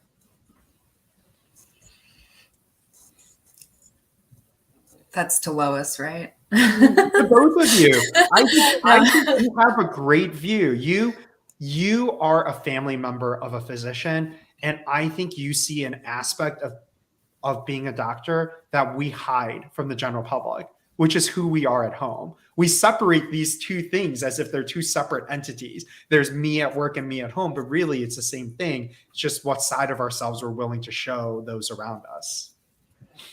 I mean, I think a big thing is conversations like we're having today. And, I think that's a huge part of getting to whatever this perfect world is and being in that world. I mean, I think that being able to have vulnerability, which is really hard, and to learn how to, talk through things and step outside of this. We have to have this mask of this, perfect person that we are, and everything's great in life, and, look at our social media and all of this stuff, and being able to really connect at a genuine human level. that's, I think, a big part, aside from, more of the institutional change, which would probably be having more staff so you don't have to work crazy hours. And, I don't know how feasible some of those things are. And I think that we're at a point where it's really become clear with COVID, both with physicians and nurses, just really the stress and the lack of compensation, whether money or time, and just acknowledging how much people are going through, and being able to talk about that, and having institutions that are willing to work towards change and not just kind of pushing it down or, saying to just soldier on. I think that was a good point there about being on call, right? I think doctors are always willing to step up and help out whenever help is needed. And oftentimes we do it at our own detriment, whether that is sacrificing weekends, sacrificing time with family, sacrificing sleep. And I think it is really important as a profession that we can step up and say, no, this is my boundary. This is my limit of what I'm willing to do. And I'm not going to do more than that. And that's okay. And that should be the expectation shouldn't be that, yeah, I'll give up a weekend to help out because there's nobody else to do it. And I wonder how much that is really ingrained kind of throughout our whole society and culture. I mean, if you look at Wall Street and different professions, there, even just in day-to-day life, this feeling of, that I sacrificed this thing to be able to do, whatever you're doing, and that kind of like one-upping. And again, that it doesn't have to be this competition between who has it worse or better or whatever, that, we're all trying to do this life thing as best as we can, and hopefully have a good impact on the people that we come across. But, that we are human and we're not perfect, and just being honest to ourselves about that and to others. Yes, I think that honesty, having honest conversations is important. And I feel that as physicians, we are all at risk because we have the knowledge and access to lethal means. We don't always know what's going to happen in our life. And there is an increased risk because we have that knowledge and access.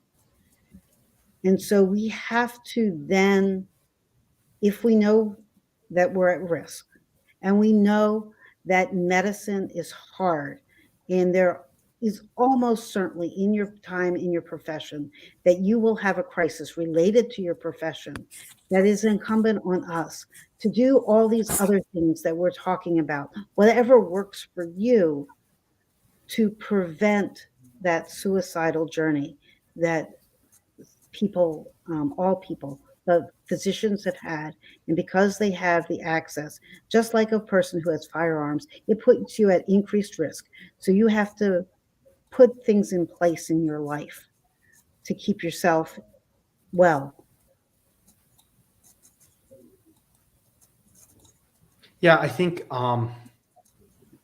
this idea of recognizing that sometimes we are not okay is so powerful. And I think taking that to the next step of saying, I need to prioritize my own self-care. I see this a lot in medical students and residents, where they sacrifice things in their life that are clearly more important than being a doctor, because there are, like, as much as it'll pain some doctors out there to admit it, there are things more important than your job. And when you're sacrificing those more important things for your job, that has no logical consequence other than decreasing your resilience and increasing your own distress.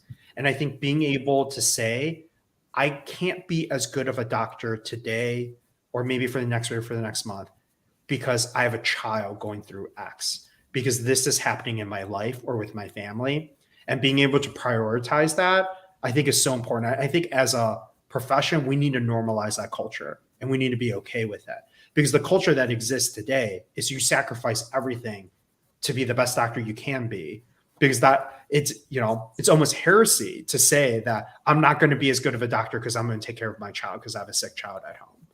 But I think COVID maybe reset that a little bit, because suddenly it was okay to not be at work if you were sick because you wouldn't get other people sick.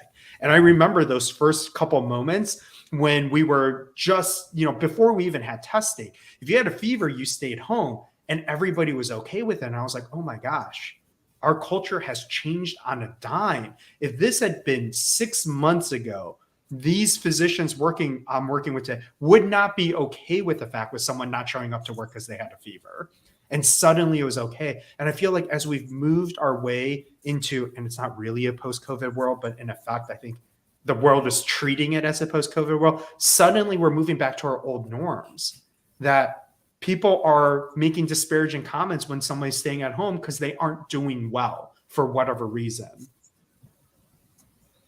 Yeah, I think that really is something that, needs to trickle down from management and people higher up to set that example of that it is okay, that you had a really rough week, and to acknowledge, I'm not my best self today. I'm going to take a few hours. I'm going to take the day. And then I will be able to be a better version of me going forward, rather than this push until we completely burn out. And then, who knows how much time we have to take off to be able to recover. And that really kind of goes into the vulnerability as well. And just seeing that is okay. And that hopefully, the system, the employer encourages that. And that kind of gets into our capitalist society that we always, we have to make the thing and make the money. And so it can be really hard for businesses to want to encourage that. But I think at the end of the day, it's the best for everyone around. I mean, you don't have to worry about turnover and retraining new people because you're burning out your other employees and stuff. But it's such a huge thing, but it's also something that impacts so many people that I really think that we can make these changes in our own lives. Yeah, so there's this parallel journey that I'm kind of a part of, which is in the world of like medical systems, there are these roles. They're often referred to as quality and safety, or quality improvement roles, in which they find physicians that are not as efficient as they should be, that they're not seeing as many patients, they aren't billing as much, they aren't bringing in as much revenue.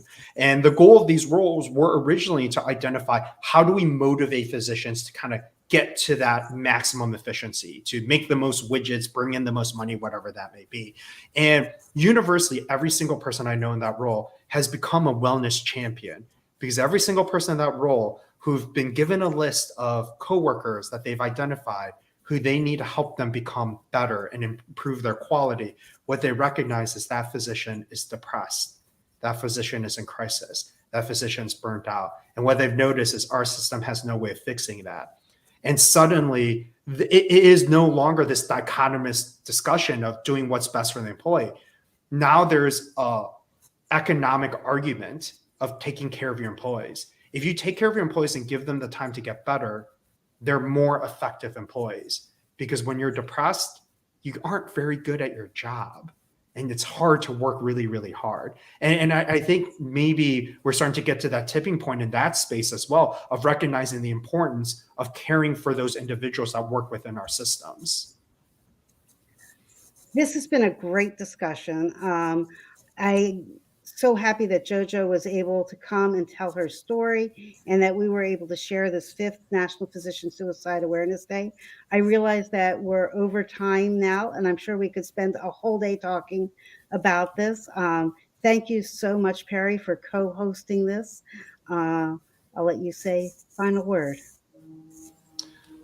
I think you did a great job. JoJo, thank you so much for being here today for 2 hours and talking to us and spending time with us. This was absolutely incredible. I hope everyone in the audience today took something out of this and took something that they can bring to their job and their life and bring some more value.